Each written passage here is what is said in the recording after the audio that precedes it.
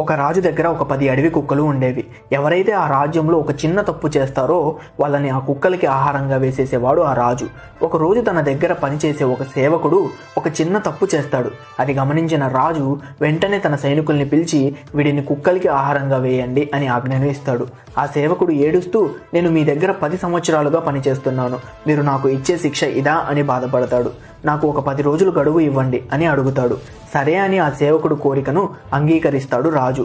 ఆ సేవకుడు ఆ 10 రోజులు ఆ కుక్కలకి సేవ చేస్తాడు. 10 రోజుల తర్వాత ఆ రాజు ఆ కుక్కల్ని తీసుకొని వచ్చి ఆ సేవకుడి మీదకి వదులుతాడు.